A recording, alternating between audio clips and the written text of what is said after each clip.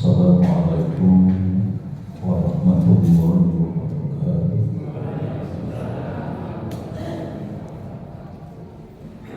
Alhamdulillah alladzi kataba nasra wa ta'yid li ibadihi al-mukhlisin. Innama nansuru rusulana walladzina amanu fil hayati dunya wa yawma yaqumul ashhad. Asyhadu an la ilaha illallah wahdahu la syarika lah wa asyhadu anna Muhammadan abduhu wa rasuluh.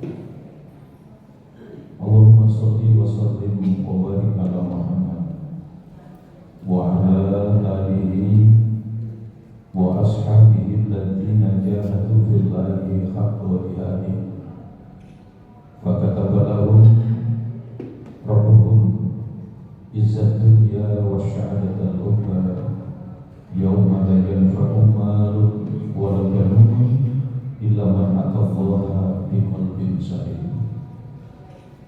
Alhamdulillah, puji syukur marilah kita panjatkan kehadirat Allah Subhanahu wa taala pada kesempatan waktu duha yang berbahagia ini. Allah mempertemukan kita dalam kajian sinergi. Insya Allah ini menjadi pertemuan yang diberkahi oleh Allah Subhanahu wa taala. Semoga kita semua yang hadir di majelis ini, hidup kita semua diselamatkan dan dibahagiakan oleh Allah Subhanahu wa taala. Hari ini kita akan membicarakan tentang hidup mulia bersama Al-Quran. Ibu bapak jamaah rahimakumullah, di Quran surat kedua, surat Al-Baqarah ayatnya yang 38, Allah menyampaikan kul nahbitu minha jami'an fa imma ya'tiyannakum minni huda faman tabi'a hudaya fala khaufun 'alaihim wa la hum yahzanun.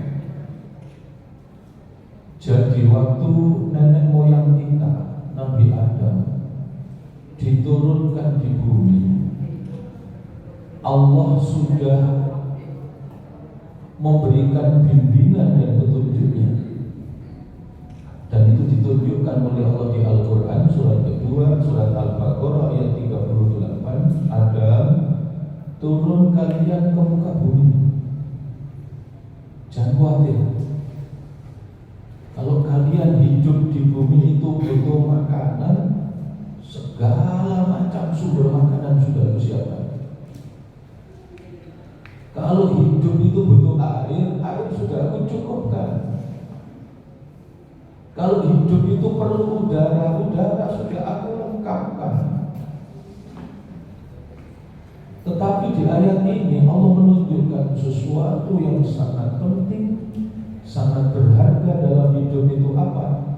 Petunjuk yang diberikan oleh Allah. Karena itu ayat tadi menyatakan kul nahbitu minha jami'an.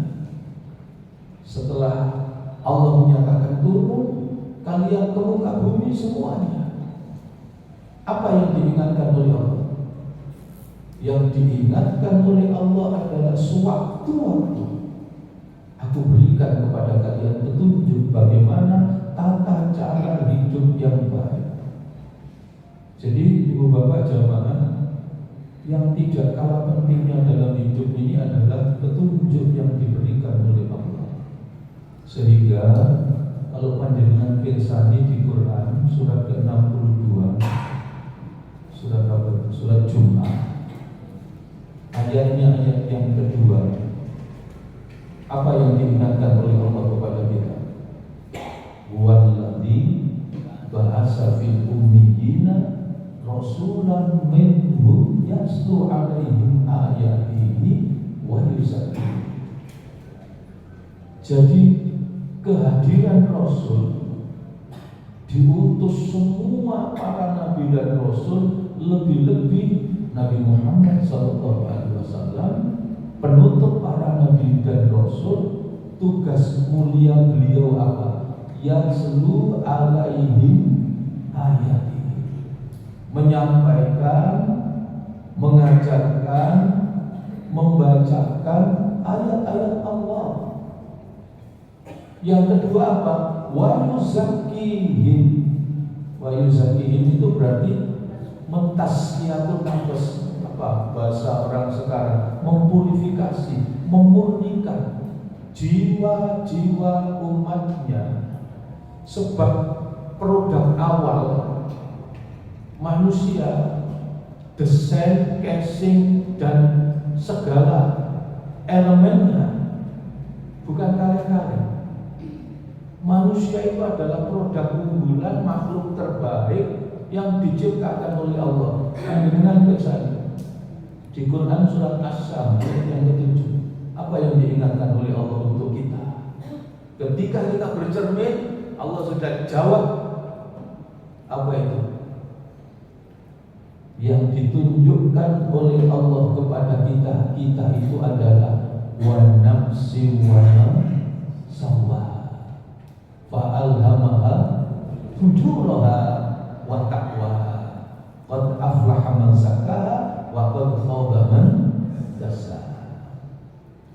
Jadi Allah memberikan petunjuk, Allah memberikan bimbingan, Allah menurunkan Al-Quran supaya manusia itu tetap qualified, produk unggulan itu tetap terjaga.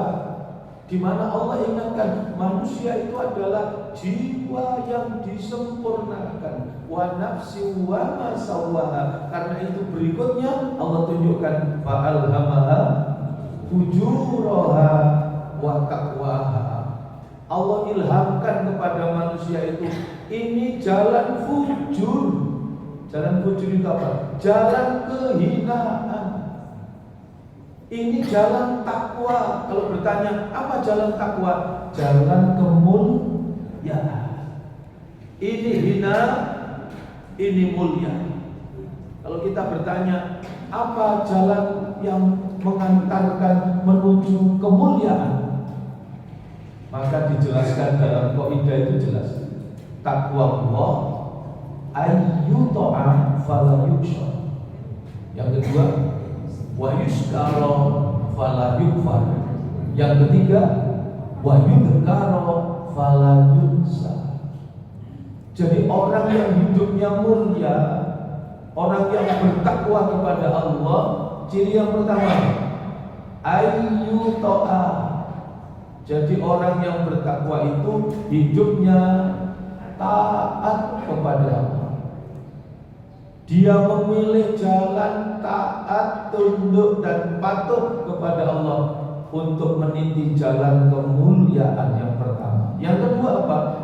Wa yustara fala yukfar. Apa bu? Orang yang bertakwa itu, orang yang bertakwa itu wa yustara, hidupnya selalu bersyukur terhadap apa yang diberikan oleh Allah. Itu adalah titian jalan kemuliaan yang kedua. Yang ketiga apa? Wa yudhkara fala yunsa. Orang yang menapaki jalan kemuliaan adalah orang yang menyadari hatinya menjadi tenang, jiwanya menjadi tentram. Kenapa? Dalam hidup dia tidak pernah lalai. Dalam hidup dia tidak pernah lupa kepada Allah. Dia tenang dan tentram karena selalu ingat, selalu berzikir kepada Allah. Itu jalan kemuliaan. Itu jalan takwa. Kalau Allah tunjukkan fa'alhamaha fujuraha wa taqwaha.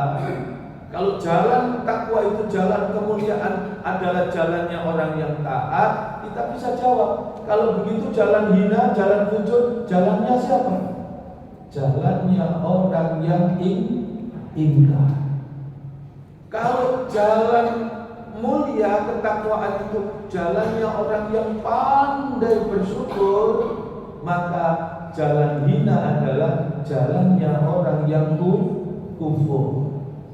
Kalau jalan kemuliaan kemuliaan, jalan takwa itu jalannya orang yang selalu ingat kepada Allah, orang yang berzikir kepada Allah. Maka jalan kehinaan jalannya siapa?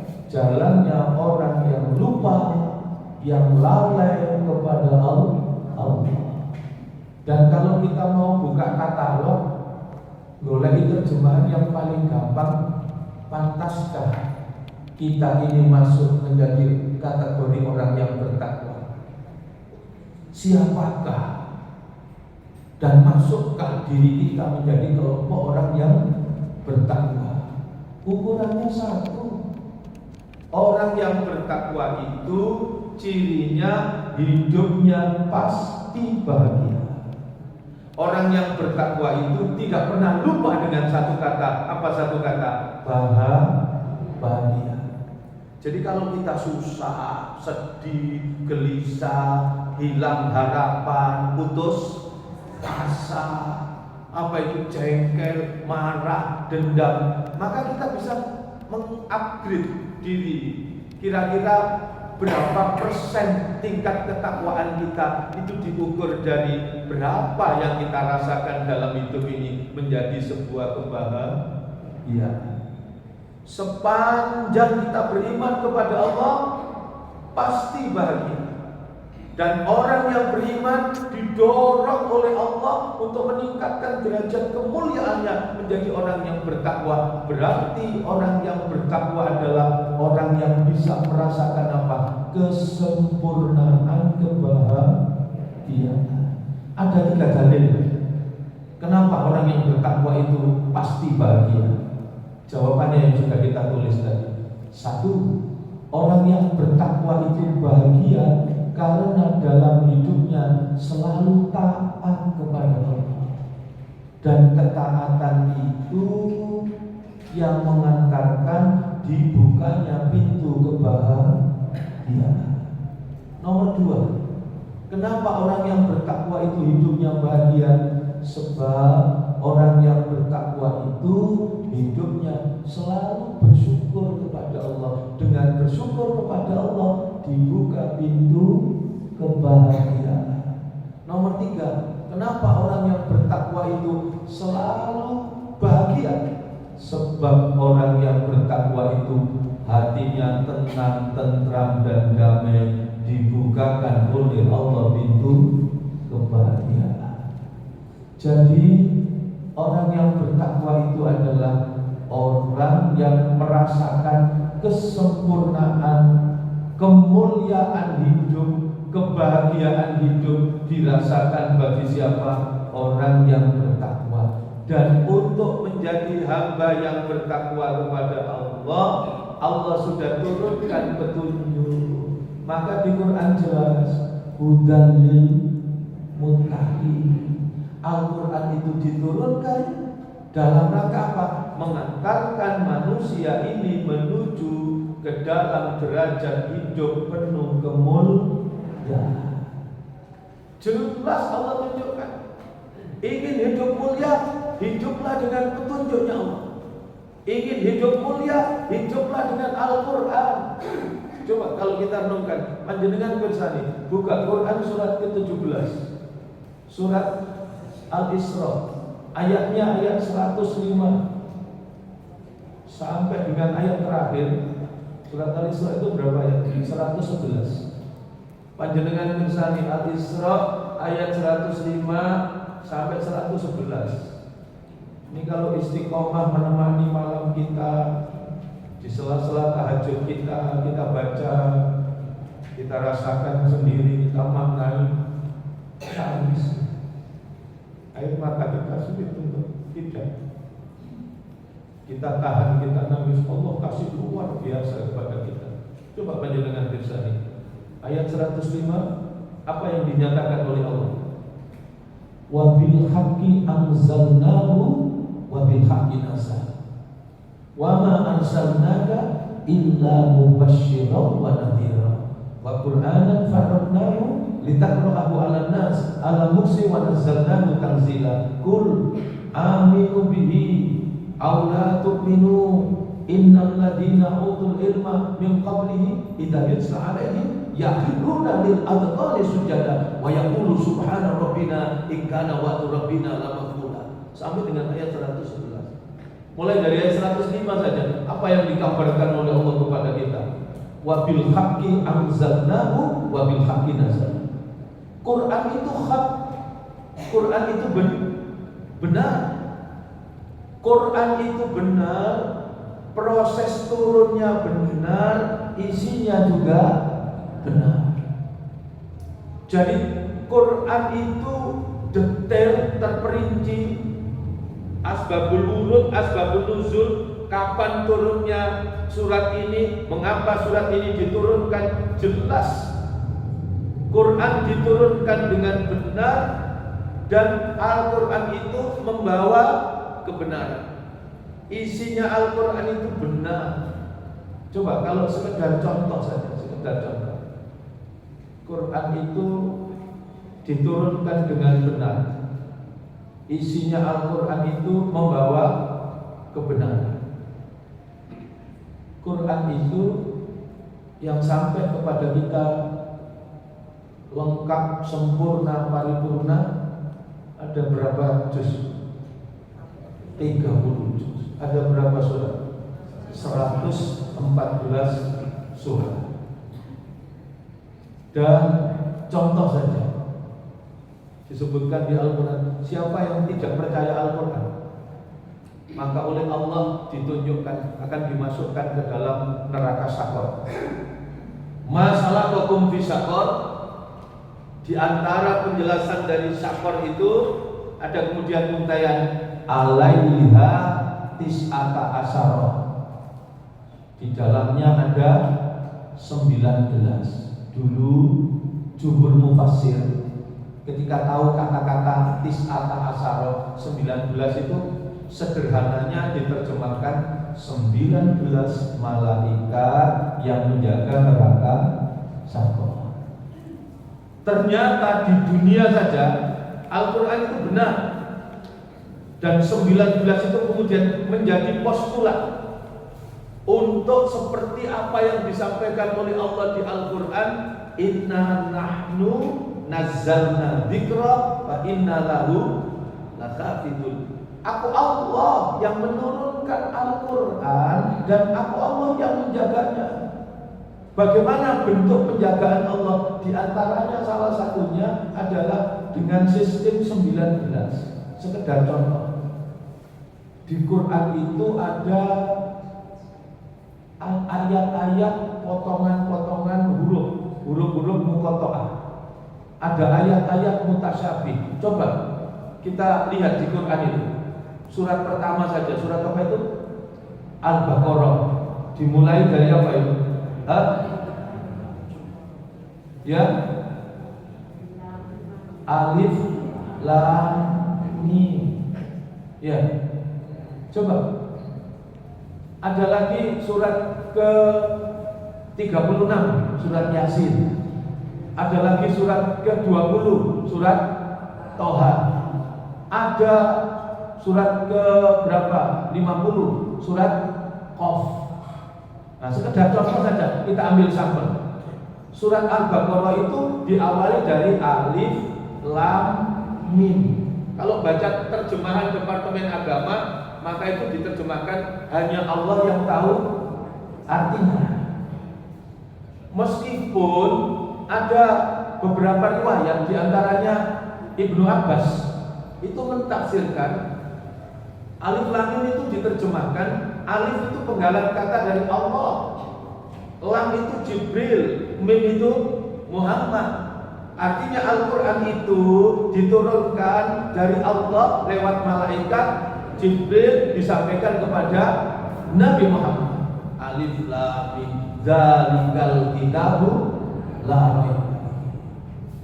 Yang kedua, setiap ada potongan-potongan huruf itu semacam pengantar bahwa setelah itu ada sesuatu yang dahsyat, ada sesuatu yang luar biasa. Apa sesuatu yang luar biasa itu? Petunjuknya Allah, Al-Quran. Semua begitu. Setelah ada potongan-potongan huruf itu, yang dahsyat, yang hebat adalah apa? Petunjuk yang diberikan oleh Allah, yaitu Al-Quran. Nah, ada seorang mu'alaf, kemudian dia membuka komputernya, dan beliau dengan tekun memasukkan huruf demi huruf Al-Quran ke dalam komputernya. Kenapa?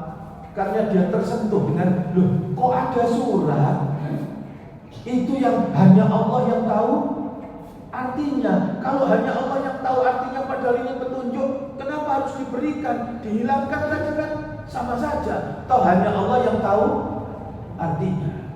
Ternyata di situ kritis menjadi kata kunci jawabannya. Kalau huruf-huruf ini dihilangkan, maka postulat 19 menjadi tidak berlaku. Jadi setiap huruf-huruf itu ternyata sudah terukur, teruji, terhitung secara detail dan terperinci. Al-Baqarah itu alifnya ketika dihitung habis dibagi 19. Lamnya dihitung habis dibagi 19. Mimnya dihitung habis dibagi 19. Kalau itu misalnya alifnya itu diangkat, dihilangkan, maka pasti tidak habis dibagi 9. Begitu.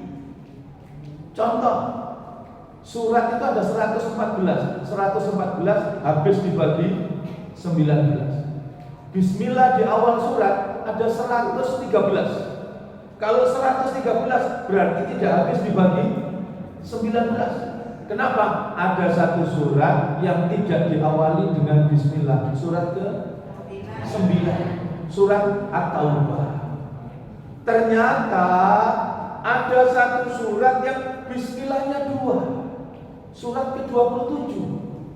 Ketika Nabi Sulaiman berdakwah kepada Ratu Balqis, Nabi Sulaiman kirim surat dan bunyi suratnya innahu min Sulaimana wa innahu Bismillahirrahmanirrahim. Jadi bismillahnya tidak 113 tapi 114. 114 habis dibagi 19. Istimewanya yang tidak ada bismillahnya surat ke-9.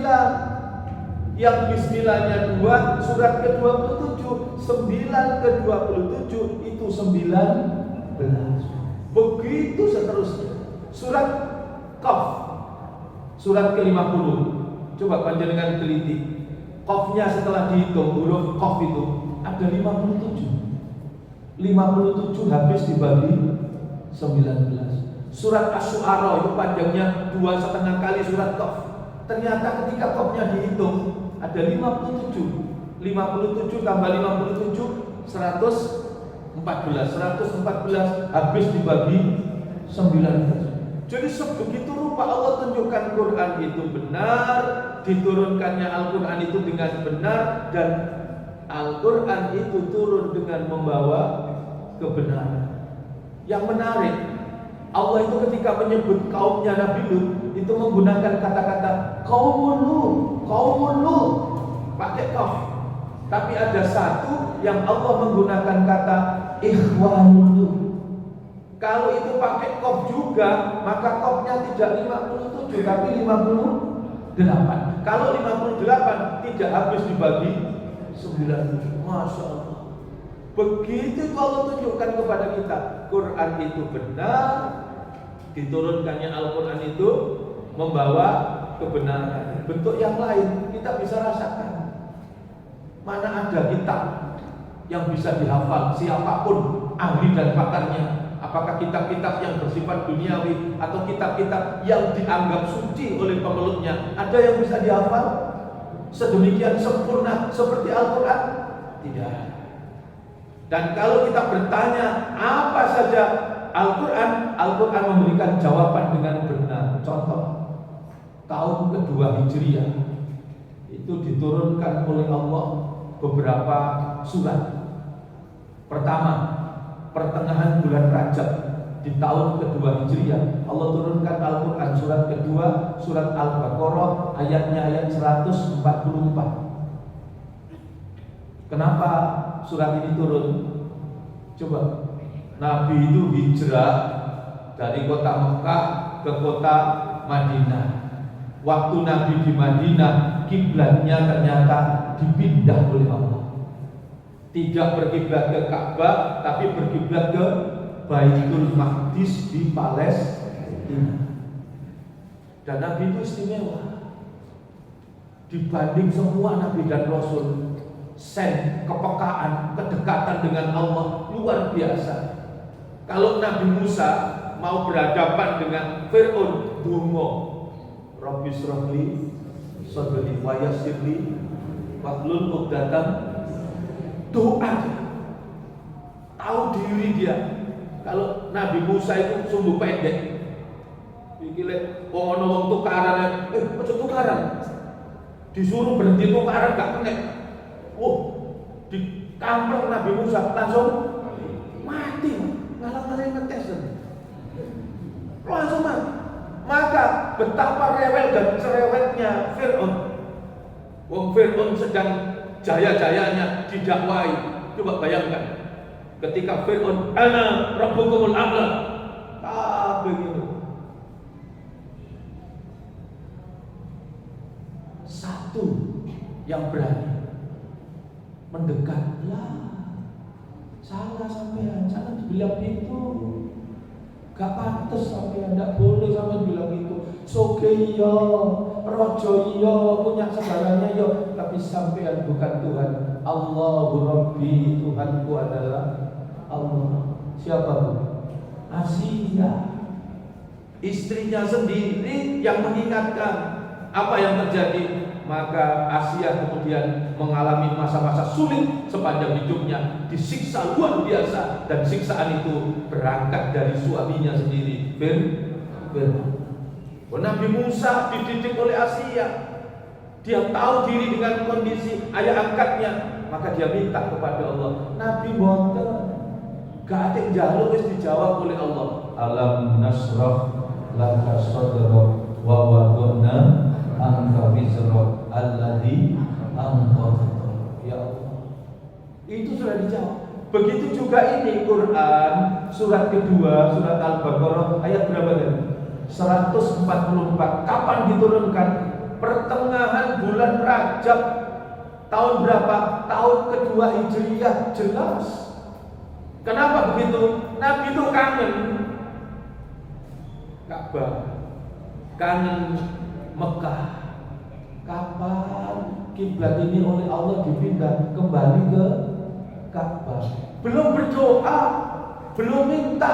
Nabi itu mek delok dhuwur tok. Maka kemudian turun ayat itu, surat kedua, surat Al-Baqarah ayat 144. Qad nara taqalluba wajhika fis sama' falanuwalliyannaka qiblatan tardoha fawalli wajhaka syatral masjidil haram wa haitsuma kuntum fawallu wujuhakum syatra. Fa innal ladzina utul kitaba la ya'lamuna annahul haqqu min rabbihim. Aku sering melihat engkau menengadah ke langit Muhammad, seolah-olah engkau sudah tidak tahan lagi, sudah rindu berat ingin berkiblat kembali ke Ka'bah. Maka kemudian Allah tegaskan, fawalli wajhaka syatral masjidil haram. Sekarang arahkan ke kiblat, kembali ke Ka'bah. Jadi jelas kalau ditanya kapan turun, mengapa turun, jelas. Kemudian yang kedua, di tahun kedua Hijriah itu, sekedar contoh kebenaran Al-Quran. Tanggal 10 Sya'ban, tadi kan bulan Rajab ini. Berikutnya tanggal 10 Sya'ban, itu Allah turunkan Al-Quran surat kedua, surat Al-Baqarah ayat 183, yang mensyariatkan kepada umat Islam untuk menjalankan Siyamul Ramadan. Jadi kapan syariat puasa itu? Bulan Sya'ban. Kapan puasa pertama kali dilakukan? Tahun kedua Hijriah, dengan turunnya Quran surat kedua, surat Al-Baqarah ayat 183. Berikutnya, enak-enak puasa. Kok enak-enak puasa? Berat-beratnya puasa. Baru pertama kali puasa. Kira-kira pekan pertama di bulan Ramadan turun Al-Quran surat ke-8. Surat Al-Anfal ayat yang ke-65. Ya ayyuhan nabiyyu haridil mu'minina 'alal qital. Iyyakum minkum isruna sabiruna yaghlibu mi'atain. Itu turun hari-hari pertama puasa, turun perintah yang cukup berat, Pak. Seneng gak seneng, suka tidak suka, harus kita melakukannya. Apa itu? Yaitu berjuang, berjihad dalam bentuk perang yang sesungguhnya, yaitu perang Badar. Dan perang Badar itu Nabi mendapatkan kemenangan gilang gemilang. Kenapa? Mengerti kata kunci jawabannya. Sudah diberitahu oleh Allah, ingin menang, ini jalan. Kalau ini tidak engkau tempuh, engkau akan merasakan kerugian dan kegagalan, engkau akan habis binasa. Tunjukkan oleh Allah. Apa yang ditunjukkan tadi? Allah mengajarkan, ya ayyuhan nabiyyu haridil mu'minina 'alal qital. Nabi, ubarkan semangat berperang kepada orang-orang beriman. Apa yang ditunjukkan oleh Allah? Iyyakum minkum isruna sabiruna yaghlibu mi'atain. Kata kunci kemenangan itu adalah kesempurnaan iman. Jika kamu berangkat perang itu membawa iman. Iman yang sempurna itu apa? Sabar. Maka bukan tidak penting jumlah, tapi yang jauh lebih penting adalah kualitas. Allah langsung sebut angka. Jika ada 20 saja orang-orang mukmin di antara kalian yang sabar, jika ada 100 saja orang-orang mukmin di antara kalian yang sabar, maka yang banyak itu dilumatkan. Allah kasih kunci. Kenapa orang kafir bisa kalah? Bi annahum qaumul la yafqahun. Sebab orang kafir berangkat bekerja, berperang tidak mengerti untuk apa mereka berperang. Makanya Bu, penyakit yang berbahaya sekarang katanya apa? Penyakit LIC ya. Nopo LIC itu? Sepi di tempat yang ramai. Sepi di tempat yang ramai. Loh, ramai tapi sepi. Di tengah banyak orang dia merasa sendiri, lah repot. Kabeh guyu meneng dhewe. Kabeh meneng guyu gak mari-mari. Itu kan sepi di tempat yang ramai. Di tengah banyak orang dia merasa paling menderita. Oh, cerita nang sampean Mbak enak Mbak, masih anak sampean 5. Lah kita pinter Mbak, nurut-nurut. Anakku Mbak telu Mbak, tapi koyo telu ngatos. Temen kan begitu. Unang bojone Mas sampai biyen melamar, munduk-munduk nang bapak, akhirnya bapak ridho ikhlas, dikekno jarine digawe apik. Tibake saiki aku isu awan sore gak madhep-madhep, kerjaan gak entek. Mungkin ngarep iki anak sampean itu Mas. Sampai kan gopo kerja enak. Aku yo sing siji gak dusi Mas, durung mari ora-ora diguling kok Pak Bedu pecahno. Iki tak angkat tak bawa nang kamar tak tuju. Jemuran ditarik kecemplung begah. Aku mulai kesel Mas, arek pitu gak tak dusi. Tak golek nobak, tak kei rinso, tak kopyo. Sepi di tempat yang ramai. Padahal semua yang kita lakukan tidak ada yang sia-sia. Dan tadi kembali bagi orang yang hidupnya mulia, maka dia menyadari apapun yang dia lakukan sesungguhnya itu tercatat dan terekam secara rapi di sisi Allah. Dan itu menjadi jalan kemuliaan yang diberikan oleh Allah. Sibuknya kita merawat anak kita itu menjadi tangga menuju keridhaan Allah, dan kita dibahagiakan di surganya Allah. Apa yang kita persiapkan untuk suami kita, seteguk air, segelas air yang kita siapkan untuk suami kita, tidak cek kosong, tidak itu merupakan gratis. Apa? Itu menjadi jalan kemuliaan yang diberikan oleh Allah. Sehingga orang-orang yang bersyukur selamat Bu, ngerti dengan apa yang dia lakukan. Kenapa sampai melakukan begini? Saya sedang beribadah kepada Allah. Coba panjenengan renungkan. Kalau ada tukang sampah, maaf. Terus kita tanya, Pak, Lah kok sih Pak, sampeyan kok dadi tukang sampah? Sampah motor sih Pak, lak jujur sih Pak. Lah kok sampeyan kok kerja? Kalau tukang sampahnya jawab, Mas, saya ini bisanya ya cuma mengambil sampah. Ya dengan sampah ini saya bisa makan. Bukan berarti sampah itu cukup dimakan kan? Tapi dengan mengambil sampah dia digaji, gajinya untuk menyukupi kebutuhan anak istri. Dengan ini saya bisa mencukupi kehidupan keluarga saya.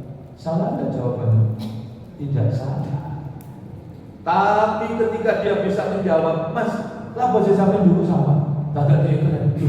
Saya ini beribadah kepada Allah. Sampai renungkan, lek wong sak ngedurus, gak ono sing gelem njupuk sampah kabeh. Coba, apa yang terjadi kira-kira sepekan saja, maka sampah berceceran di mana-mana. Lek sak bulan Mas, gak ono sing njupuk, apa yang terjadi?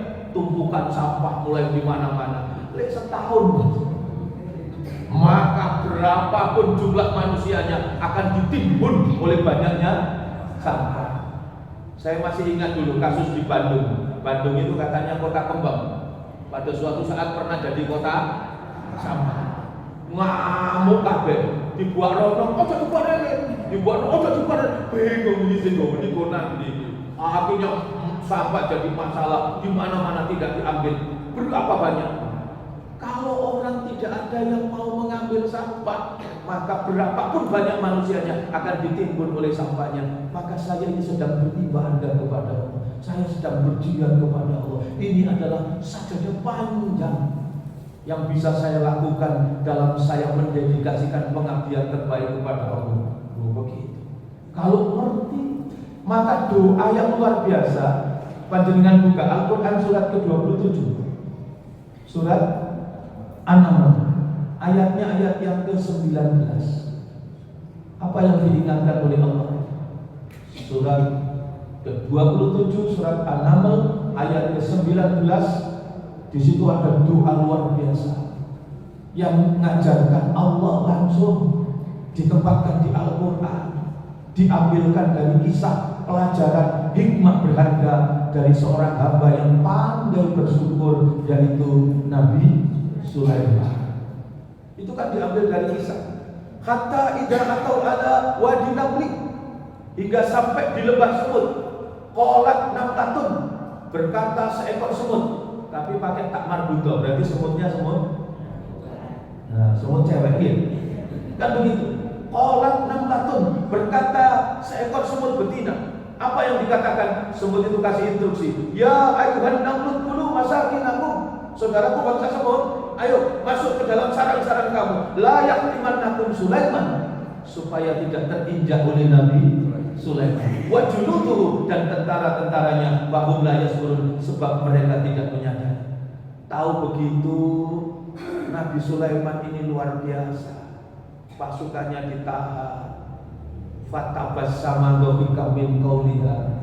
Nabi Sulaiman menyungging senyum. Tertawanya Nabi Sulaiman bukan menghina dan melecehkan. Delok sing semut cilik-cilik mlebu potapati, ayo kon berasa nomor, ayo. Bukan begitu. Nabi Sulaiman tersenyum menunggu sampai mereka semua aman dan nyaman masuk. Dan kemudian Nabi Sulaiman waqala itu dimaknai apa? Berdoa. Waqala, apa doa yang disampaikan?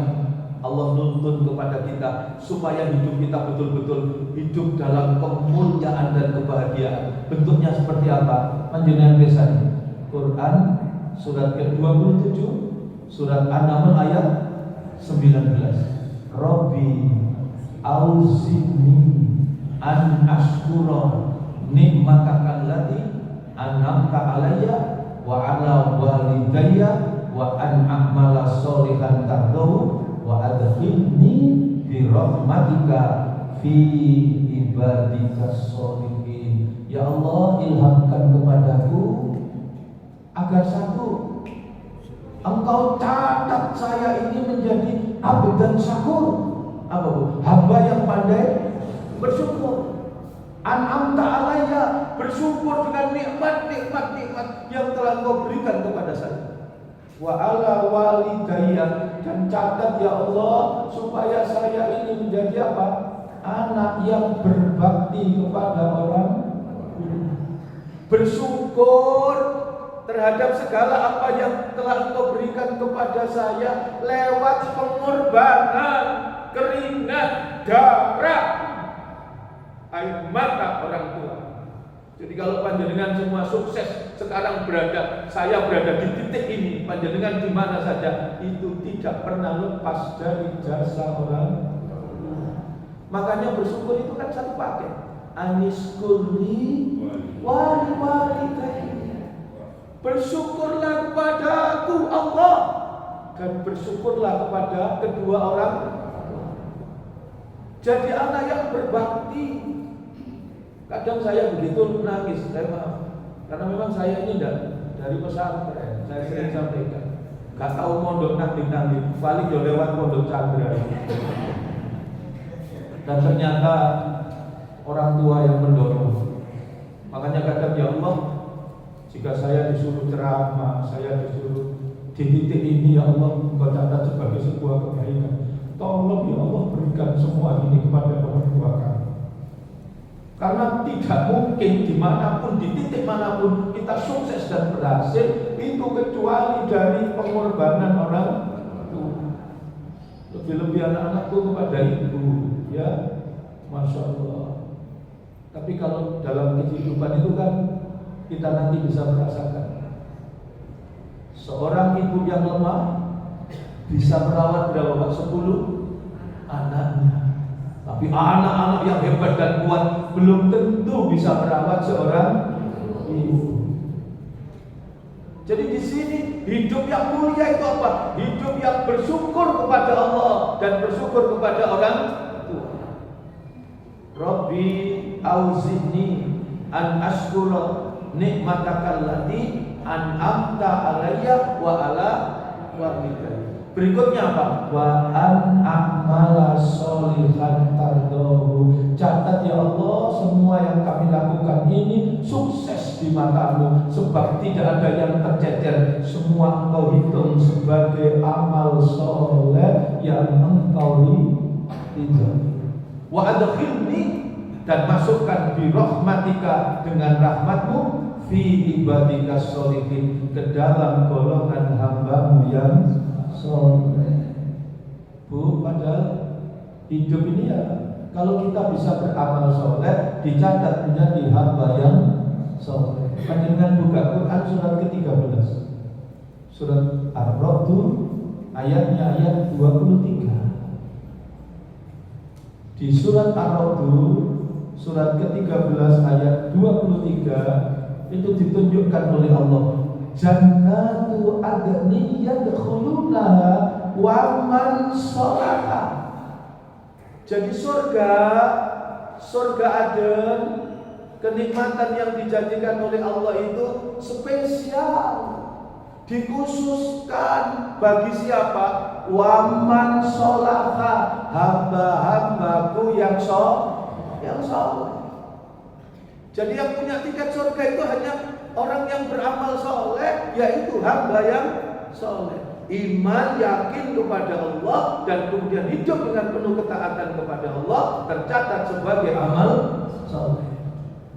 Jannatu adni yadkhulunaha wa man sholaha min abaihim wa azwajihim wa dzurriyyatihim wal malaikatu yadkhuluna alaihim min kulli bab salamun alaikum bima sabartum fa ni'ma uqbadar. Ayat 24. Jadi hamba yang sholih, yang mampu mengantarkan keluarganya menjadi keluarga hamba Allah yang sholih, mulai dari leluhurnya bersama pasangannya, istrinya, suaminya, bersama dengan keturunannya, anak-anaknya. Jika mereka semua menjadi hamba yang sholih, maka dia akan mendapatkan kesempurnaan kebahagiaan kehidupan, dimasukkan oleh Allah di akhirat dalam kesempurnaan kehidupan menjadi ashabul jannah, penghuni surga. Jadi inilah yang ditunjukkan oleh Allah Karena itu hidup mulia, kemuliaan orang yang bertakwa adalah orang yang hidupnya taat, tunduk dan patuh kepada Allah, yang dengannya kemudian Allah sempurnakan kebahagiaannya di dunia. Dia bahagia, dan bahagianya tidak hanya di dunia tapi sampai di kehidupan di akhirat. Coba Quran surat ketiga, surat Ali Imran ayat 132, ayat 133, ayat 134, apa yang diingatkan oleh Allah kepada kita? Wa atiullaha war rasula la'allakum turhamun. Seringkali diterjemahkan begini, dan taatlah kepada Allah dan taatlah kepada Rasul. Begitu. Padahal taatnya hanya satu. Kepada siapa? Taatnya kepada Allah. Wa atiullaha, dan taatlah kepada Allah dan mengikutlah, mencontohlah ketaatan Rasul kepada Allah. Untuk bisa taat kepada Allah ada contoh. Makna dari ayat ini wa atiullaha, bukan wa atiullaha wa atiur Rasul, tapi wa atiullaha wa Rasul. Taatlah kepada Allah dan kemudian apa? Mencontohlah, mengikutlah ketaatan Rasul kepada Allah. Dengan ketaatan, mencontoh ketaatan yang dilakukan oleh Rasulullah, maka hidup kita akan dirahmati oleh Allah. Berikutnya ayat wasyari'u ila maghfiratin mir rabbikum wa jannatin arduhas samawati wal ard uiddat lil muttaqin. Jadi surga itu sekali lagi disediakan bagi siapa? Orang yang hidupnya mulia. Siapa tadi? Orang yang bertakwa kepada Allah. Nah, Ibu Bapak jamaah rahimakumullah, di penghujung yang mau saya sampaikan, surat yang terakhir turun itu surat ke-110. Surat ke-110 itu surat An-Nasr. An-Nasr 3 ayat. Jadi kalau surat yang terakhir turun itu surat An-Nasr. Kapan turunnya? Tahun 10 Hijriah. Tapi kalau ayat yang terakhir turun, al-yauma akmaltu lakum dinakum wa atmamtu alaikum nikmati wa raditu lakumul Islam dinan. Tapi kalau surat yang terakhir turun, surat ke-110, surat An-Nasr ayat 1 sampai 3. Idza jaa nasrullahi wal fath wa ra'aitan nasa yadkhuluna fi dinillahi afwaja fasabbih bihamdi rabbika wastaghfir innahu kana tawwaba. Coba panjenengan renungkan ayat ini. Allah mendidik kita hidup bahagia. Di surat ini, surat yang terakhir turun ini, Allah mendidik kita untuk hidup optimis. Allah mengajari kita supaya kita tidak gelisah, tidak jatuh ke dalam keputusasaan. Tatap masa depan, sebab masa depan ada di tanganmu. Tatap kegemilangan, kesuksesan dan keberhasilan, sebab Allah sudah persiapkan perangkat engkau menjadi manusia, insan-insan yang sukses. Tangkap, karena kalian sudah dipersiapkan menjadi pribadi-pribadi yang berbahagia. Itu surat yang terakhir turun. Menarik, coba dengan renungkan. Suratnya diawali dengan kata idza. Quran itu kalau menggunakan kata idza, itu apabila yang pasti terjadi, itu idza. Beda dengan lau. Kalau Quran menggunakan kata lau, berarti apabila yang belum tentu terjadi atau bahkan pasti tidak terjadi. Lebih-lebih kalau dirangkai dengan jaa. Jaa itu bukan sesuatu yang biasa, tapi sesuatu yang luar biasa. Apa yang luar biasa? Nasrullah. Nasrullah itu pertolongan Allah. Di Quran pertolongan Allah itu ada 2. Satu, ada nasrullah. Yang kedua, nasrum minallah. Apa bedanya nasrullah dengan nasrum minallah? Kalau nasrullah, pertolongan yang langsung diberikan oleh Allah, tanpa andil campur tangan peran manusia. Tapi kalau nasrum minallah, pertolongan yang diberikan oleh Allah, Allah memberi ruang untuk kita berjuang, berusaha, berikhtiar, dan pertolongan Allah, kesuksesan yang diberikan oleh Allah selaras sejalan dengan seberapa besar pengorbanan, perjuangan, kesungguh-sungguhan yang kita lakukan. Itu menjadi indikasi keberhasilan diturunkannya pertolongan Allah. Itu namanya nasrun minallah. Di ayat ini Allah tunjukkan dengan nasrullah, pertolongan yang betul-betul dari Allah. Menariknya, surat ini turun tahun berapa? 10 Hijriah, dan ini merupakan rekam jejak peristiwa yang sudah terjadi. Kapan peristiwanya? Tahun 8 Hijriah. Peristiwa apa?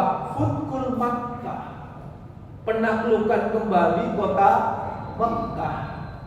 Allah mau didik dan mengajarkan, lihat dirimu Muhammad, ingatkan kepada umat ini dulu bagaimana ketika kalian berjuang, bagaimana kalian ketika berdakwah menyampaikan Islam. Sulit, bisa dihitung dengan jari, perkembangannya tidak signifikan, mengalami siksaan luar biasa sampai engkau hijrah dari kota Mekah ke kota Madinah. Begitu di Madinah berbalik, Islam menjadi kekuatan yang luar biasa. Tahun 8 Hijriah Nabi kembali ke kota Mekah. Tapi ada sesuatu yang luar biasa. Ketika Nabi kembali ke kota Mekah, tidak mengatakan hari ini hari balas dendam, hari ini hari pembantaian, hari ini adalah saatnya menghabisi orang-orang kafir Quraisy. Tidak. Nabi betul-betul seperti yang ditunjukkan oleh Allah di Al-Quran. Surat keberapa itu? Surat ke-33, surat Al-Ahzab ayat 21. Laqad kana lakum fi Rasulillahi uswatun hasanah. Seperti di surat Al-Qalam, fa innaka la'ala khuluqin adzim. Akhlaknya luhur, mulia. Apa yang sampai begitu di kota Mekah, pidato yang dikeluarkan oleh Nabi sungguh luar biasa. Yaumul marhamah. Hari ini adalah hari marhamah. Hari ini adalah hari tenang dan damai. Hari ini adalah hari penuh kasih sayang. Itu yang dilakukan oleh Nabi. Sehingga ayat yang kedua itu, maka engkau lihat orang masuk ke dalam agama Allah secara berbondong-bondong. Yang menarik ayat yang ketiga. Kemudian ini menjadi penjelasan yang barokah. Di ayat yang ketiga itu Allah tunjukkan ingin ditolong Allah. Pintu pertama yang diberikan oleh Allah, perbanyaklah dalam hidup ini bertasbih kepada Allah, berbaik sangkala kepada Allah, sucikanlah Allah. Lesan ini basahi dengan bertasbih kepada Allah. Jangan pernah mengecilkan arti ibadah tasbih. Ada di hadis kecil anak-anak kita itu, kalimatani khafifatani ala lisani sakilatani fil mizani habibatani ila rahman subhanallah wa bihamdihi subhanallah ilaahi. Kalau panjenengan ingin punya anak keturunan jadi nabi, jadi rasul, terlambat, formulirnya sudah habis. Masih enggak iso bandangkep songo bikin nabi, pasti nabi palsu. Mana saiki akeh sing palsu. Wis boten hanya alamat palsu iki. Tapi sikon palsu iki. Untung kok jenengku sikit. Masyaallah. Jadi apa yang diajarkan Allah?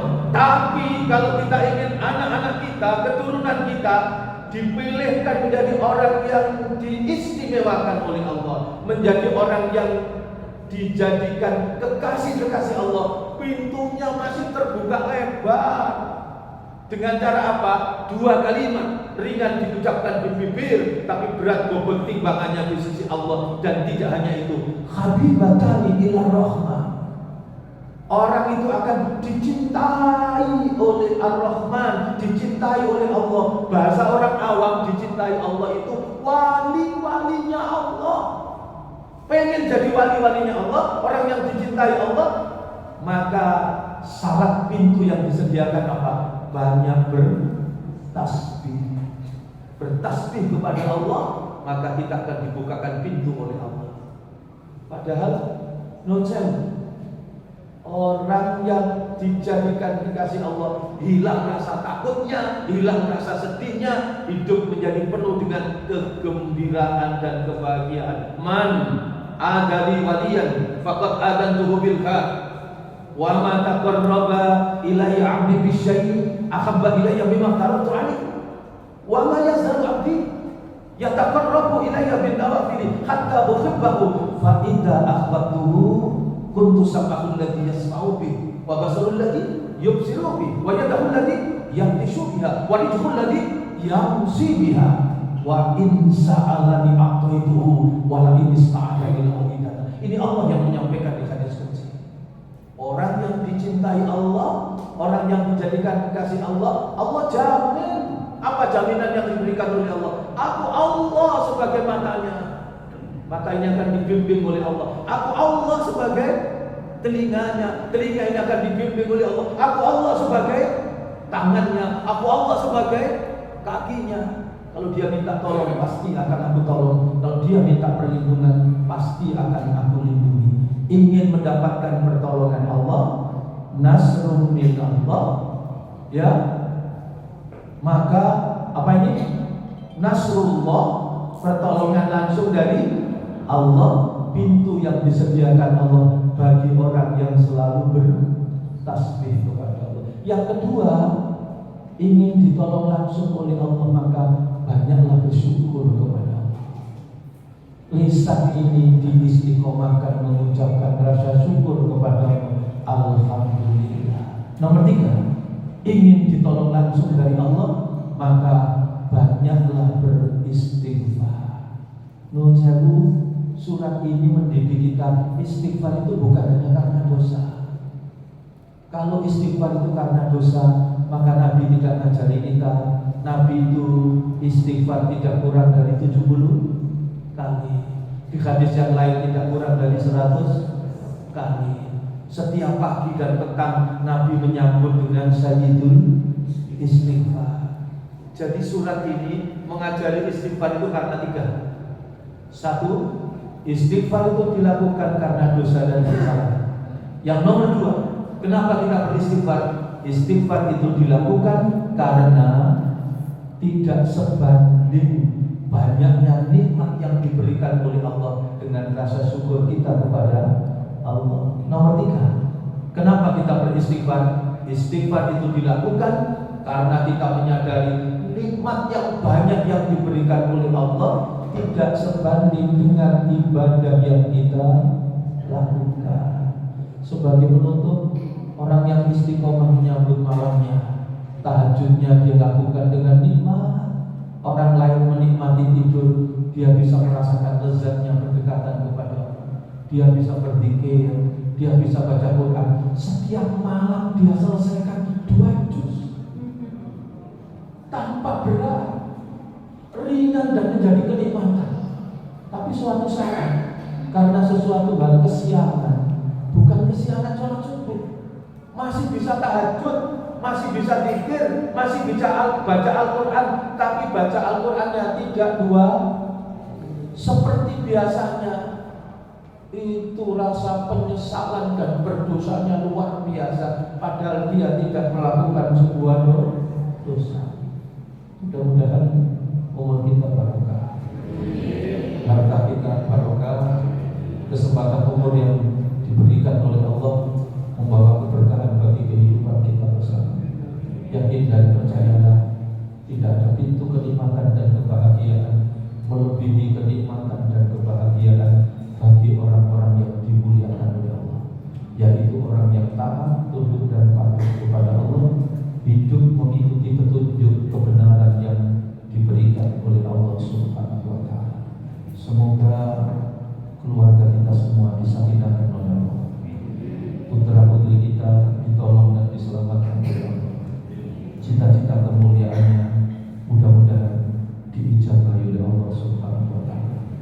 Masa depannya diberikan oleh Allah bimbingan dan pertolongan sehingga betul-betul menjadi generasi yang ahli ilmu, ahli ibadah, ahli berbuat kebaikan, generasi yang Qur'ani, diberikan rasa cinta dan kemudahan untuk belajar Al-Quran.